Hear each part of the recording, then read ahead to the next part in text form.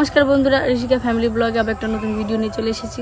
তো আজকে কোনো রান্নাও না আছে, কোথাও ঘুরতেও যাবো না। আর বাড়ির সবারই তো শরীর খারাপ, আপনারা তো সেটা জানেনই।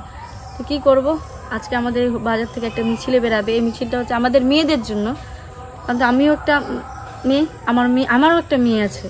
আমাদের যখন একটা ডাক্তার যদি ভালো না থাকে, কোথাও সেভ না থাকে, তাহলে আমরা তো একটা সাধারণ মেয়ে, আমরা তো বাজারে যেতে হবে আমাদের এখানে আমরা কি ভালো থাকবো। আর এখন তো আমি ধরো বড় হয়ে গেছে, আমার অত বেরোনো লাগছে না। আমার মেয়েটা যে স্কুলে যাবে, আমার তো এখন থেকে টেনশন হচ্ছে। তো এখন যদি এটা প্রতিবাদ না করা হয়, কবে করা হবে আমি যেতে জানি না। এইটার জন্য এই প্রতিবাদটা যদি করা হয়, তাহলে আমাদের মেয়েদের জন্য আমাদের অতটা ভয় থাকবে না, না শত্রুরা এটা ভয় পাবে। তো চলো, আজকে আমাদের হরিপুর থেকে মিছিল বেড়াচ্ছে। এখন আর কিছু বলতে পারছি না, 5টায় মিছিল বেড়াবে, কিন্তু 4:30 বেরিয়ে গেছে। তা আমাদের একটু এগিয়ে যেতে হবে, তারপর ওখান থেকে মিছিলে যোগদান করব। তো তোমরাও চলো আমাদের সাথে, একজোট হই, যেন কোনো শত্রুতা আমাদের কিছু না করতে পারি, আমাদের মেয়েদের কিছু না করতে পারি।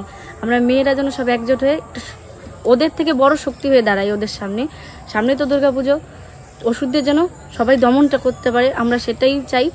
আমাদের মেয়েদের সেফ চাই, আমার মেয়েটা সেফ চাই, সব কিছু।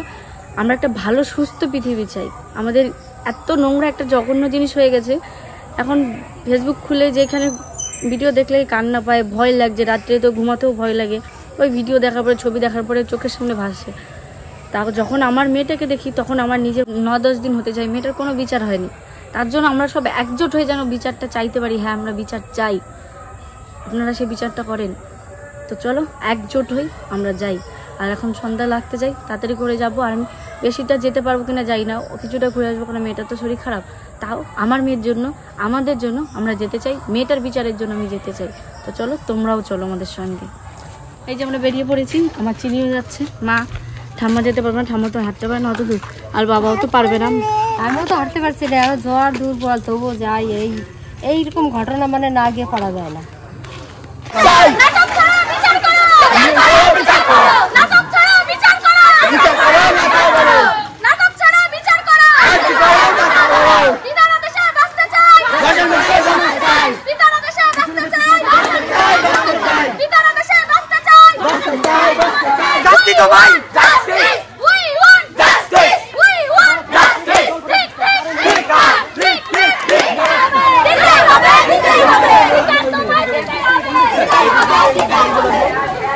ওই গেট খোলা।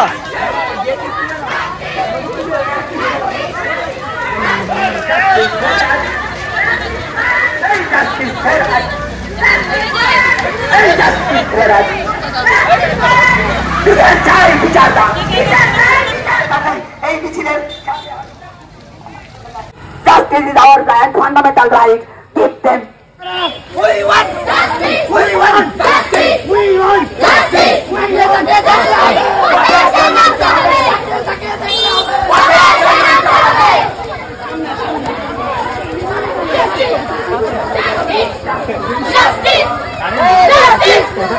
আমরা তো বাড়ি চলে এসেছি, চিনি না, ওর শরীরটা দুর্বল তো, আর অত লোকজন দেখে ভয় পাচ্ছিল, কারণ শরীর দুর্বল আছে, জ্বর গেল মাঝখানে, এই যে তাই অত লোকজন দেখে ভয় পাচ্ছিল, কান্নাকাটি করছিল, বাড়ি যাবে, সবাই চিৎকার করছে, তাই ও আর থাকতে পারিনি আমি।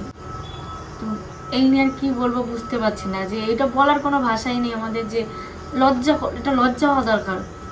আমাদের নিজেদের লজ্জা লাগছে, সত্যি বলছি। যে ওই মানুষও না, অন্যকে কি বলা যাবে জানি না।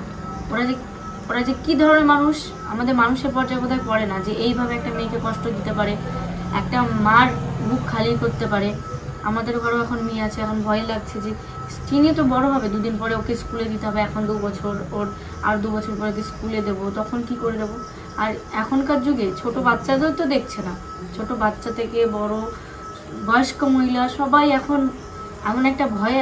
এই যে আমাদের 15 আগস্ট 78তম স্বাধীনতা দিবস গেল, কিন্তু কি স্বাধীন হলো বলো? স্বাধীনতা কোনো কিছু তো হয়নি।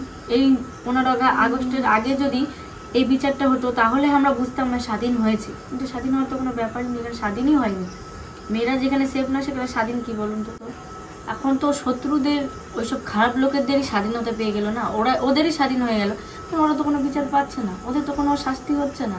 এই যে আরজি করেন, যে মৌমিতা দেবনাথ, আমাদের দিদি হোক বা বোন হোক, যে ওকে ও যতটা কষ্ট পেয়ে যে আজকে মেরে ফেলেছে, ওকে এতটা মানে মানুষের পর্যায়ে নয় ওরা, যে এত কষ্ট দিতে পারে একটা মেয়েকে। তাদের ঘরে তো ছেলে মেয়ে আছে, না তাদের ঘরে কি অনেক বুঝি না তার মা মাসে কিছু নাই না নিশ্চয়ই আছে, সে কোনো মায়ের পেটে থেকে বেরিয়েছে, জন্ম নিয়েছে, তার বোন আছে, সবই আছে, কিন্তু মেয়েটার পরে এত খারাপ অবস্থা করেছে, যা মানে ও তো শারীরিক কষ্ট পেয়েছে। আমরা মনের দিক থেকে খুব দুঃখিত।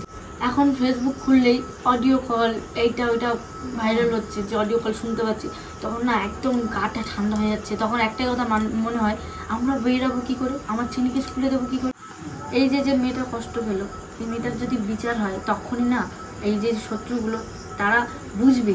আর আগামীকালে যখন আমাদের মেয়ে আমরা বেরাবো, ওই শত্রুগুলো বুঝতে পারবে না এই কাজ করা ঠিক নয়। তার জন্য আমরা চাইছি বিচার। প্রশাসন কি করছে আমরা জানি না, তারা কিসের জন্য বিচার করছে না আমি সেটাও জানি না, আমরা কেউ জানতে পারছি না। এতদিন হয়ে গেলো একটা মেয়ে তার মার পর থেকে এগিয়ে যাচ্ছে, তার মা কি আর সন্তান ফিরে পাবে? হ্যাঁ, চেয়েছে বিচার, বিচার করলে তার মার বুকটা একটু শান্ত হবে, আমাদের এত মেয়ের সব কিছু একটু শান্ত হবে। সব মানুষ বলতে এখন ঘেন্না লাগছে, আমাদের প্রশাসন জানি না কি করছে। যদি না পারে আমাদের কাছে ছেড়ে দিক আমাদের মধ্যে, যে তারপরে যে শত্রুগুলো, পরবর্তী শত্রুগুলো তারা আর এগুলো করতে আসবে না। একবার হলেও ভাববে যে না এটা করা ঠিক নয়। একবার এক শাস্তিটা দরকার, এটা খুবই দরকার। শুধু এই শাস্তিটা মৌমিতার দিদিভাইয়ের একার নয়, আমাদের প্রত্যেকটা মেয়েদের শক্তি এবং আনন্দ লাগবে। আমরা যেন ভয় থেকে একটু মুক্ত হতে পারি, যেন আমরা রাস্তায় চলাফেরা ভালোভাবে করতে পারি। আমার মেয়ে, আমার দিদি যে বাইরে আছে, আমার বোন যারাই আছে, সবাই যেন ভালোভাবে চলতে পারি, কোনো ভয় যেন না থাকে। আর আমাদের মেয়েদের স্বাধীনতা দরকার। আর আমরা মেয়েরাও চাকরি বাকরি করতে চাই, অনেকে বাইরে অনেক কাজে, মেয়েদের অনেক কাজ আছে, মেয়েদের যেমন পুলিশ হচ্ছে না, তারাও তো দরকার। আমার মেয়ে স্কুলে যাকে কেউ চাইবে না, তার জন্য বিচার চাই, বিচার করেন। প্রশাসন যদি কিছু না করতে পারে, দর্শক তার ফ্যামিলি তার কাছে ছেড়ে দিক, তারপর কি শাস্তি দেওয়ার তারা দেবে, বা আমরা সবাই একজোট হয়ে দেব। আমাদের সব নারী শক্তি মিলে দুর্গাপুজোর আগে অসুরকে বধ করতে। এই যে স্বাধীনতা দিবস গেল, কজনে স্বাধীন হয়েছে কেউ বেরোয়নি। পুজো আসার আগে বিসর্জন হয়ে গেল, তাহলে এবার অসুরের বধ হওয়ারই দরকার আছে। আমরা ঠাকুর কাছে চাই অসুরগুলো যেন বধ হয় পুজোর আগে। আর শুধু বধ নয়, এমনভাবে ওর বিনাশ হোক যেন আর শত্রুগুলো হয়, যেন ওদের, আমরা যেমন এখন গা কাটা দিচ্ছে, ওদের জন্য গাটা কাটা দেয়। অন্য কেমন চাই এই কাজটা করার আগে যেন বারবার ভাবে, এরকম শাস্তি চাই যে মেয়েদের মা রূপে দেখবো, বোন রূপে দেখবো, দিদি রূপে দেখবো, এইটা যেন তারা ভাবে শাস্তি দেখবে। ভাইয়েরা বোনেরা, আমাদের ওই সময় তো আমরা যখন আমার দাদা ভর্তি ছিল আরজি কলে 6 তলায়, তখন গেছি আইসি, প্রায় 1 মাস মতো ছিল। তখন তো কোনো ভয় ছিল না, আর মানুষের অসুখ হলে ডাক্তারের কাছে যাবে, আর কোনো কিছু হলে পুলিশের কাছে যাবে। তো সেই এই যেমন এই ঘরটা আমি একজনের কাছে দিয়ে গেলাম, রোহিতের এই ঘরটা দেখি, রোহিত যদি চুরি করে তাহলে কে ঠেকাবে বলো? এর মতো না আর মানে বলতে কোনো ভাষা পাচ্ছি না। আমাকে এখানে বেরোতি, আমাকে তো বয়স হয়ে গেছে, তাও বেরোতে তো ভয় লাগে। আমার এক নাতি এই কলকাতা নার্সিংহোমে থাকে, তো ওর তো বয়স হয়ে গেছে। আর এক নাতি বলছে যে আমি ডাক্তার হবো, তাহলে সে কি করে হবে? সে তো মেয়ে ছেলে মানুষ, এ দেখে তো সবারই ডাক্তারই পড়াতো বাড়ির দ্বারে, তাকে তো সবারই ভয়ে গা কাটা হচ্ছে।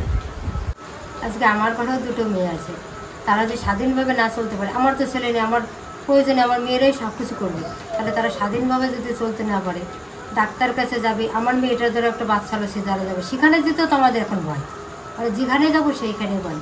তাই এইটার আমরা শাস্তি চাচ্ছি, কঠিনতম কঠিন শাস্তি চাচ্ছি, যাতে বিচার পায় আর স্বাধীনভাবে যেন আমার মেয়েরা সবাই চলতে পারে। কি আজকে যে ওই মৌমিতার যদি কোনো শাস্তি না হয়, তাহলে পরবর্তীতে আরও এরকম অনেক মেয়ে ধর্ষিত হবে, এরকমভাবে মরতে হবে। তাই আমরা কঠিনত কঠিন শাস্তি চাইছি, আপনাদের কাছে দাবি করছি, প্রশাসনদের কাছে শাস্তি না দিলে এই জনগণের কাছে ছেড়ে দিন, তারাই বিচারটা করুক। আর রক্ষক যখন ভক্ষক হয়, তখন আর মানুষ কোথায় গিয়ে দাঁড়াবে, কার কাছে দাঁড়াবে? দাঁড়ারও তো কোনো জায়গা নেই। রাস্তাঘাটে চলতে গেলে হয়তো কোনো বিপদে পড়লে যারা রক্ষা করবে তারাই যদি ভক্ষক করে, তাহলে সেই মেয়েটা কোথায় গিয়ে দাঁড়াবে? তাহলে আমরা কি স্বাধীনতায় আছি? আমরা এখনও পরাধীনতায় আছি।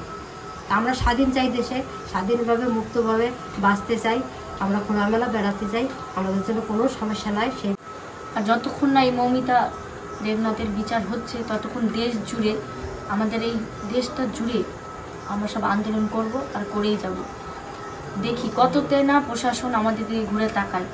এরপরে এত লোকের কান্না, এত লোকের এই যে চিৎকার মিছিলে বেরানো, এরপরে যদি প্রশাসন না বোঝে তাহলে আর কি বলার থাকতে পারে বলো তো? এর এত মানুষের যে একটা এই দোষিতার জন্য আজকে আছে কি বলো তো, এটা সামনে উঠে এসছে তার জন্য, কিন্তু পিছনে আরো অনেক বাচ্চা কাচ্চা অনেকের এরকম হচ্ছে। কিন্তু এই দিদিভাইয়ের মৃত্যুটা এমনভাবে হয়েছে সবাইকে কাঁদিয়ে দিচ্ছে, রাতের ঘুম কেড়ে নিয়েছে। চায় না, চোখে জল এসে যায় মেয়েটার আমরা একটাই কথা বলবো, উই আর জাস্টিস, আর কিছুই বলার নেই। এরপরে দেখা যাক শাস্তিটা কত দূর হয়। এর বিচার আমরা চাই, আমরা স্বাধীনভাবে চলতে চাই, আর কিছুই নেই। আমরা যেন মেয়েরা এক মা দুর্গার মতো হয়ে চলাফেরা করতে পারি, সব ওষুধদের যেন বিনাশ করতে পারি, এটাই চাই। আর কোনো কিছু চাওয়ার নেই আমাদের, কারণ মেয়েদের চাকরি বাকরি করতে অনেকে বাইরে বেরোতে হয়, তারা যেন স্বাধীনভাবে বেরাতে পারে, ঘোরাফেরা করতে পারে, আর কিছু বলার নেই। দেখেছি আমি ভিডিওটা শেষ করছি, কারণ খুবই খারাপ লাগছে যখনই না ফোনে দেখছি, কান্না পাই, কষ্ট হয়। আর মেয়েদের কথা তো মানে আমরা ভিডিও করতে পারছি না, আমরা অসুস্থ, আমার শরীর খারাপ, তবুও তাও মানে আমি বেরিয়েছি। মেয়েটারই বারবার করে দেখছি আর মনের ভিতরটা কাটা দিয়ে উঠছে বারবার করে। আজকে যদি ওই মেয়েটা ওই জায়গাটা আমরা থাকতাম, আমাদের মেয়ে থাকতো, কেমন লাগতো? আমার দিদিও কিন্তু কলকাতায়, আমার মেয়েটাও কলকাতায় থাকে, আমি বলেছি তুই রাতে বেরোবি না। এখন কলকাতার বাড়ি, সন্ধ্যা 6টার আগে দোকান খুলে না বাজার করলে, আমার মেয়েটা তাহলে কি করে রাস্তায় নিরাপত্তা করবে? আমিও তো মা, আমারও তো কষ্ট লাগে, এইরকম কাজ হলে কষ্ট তো লাগবেই।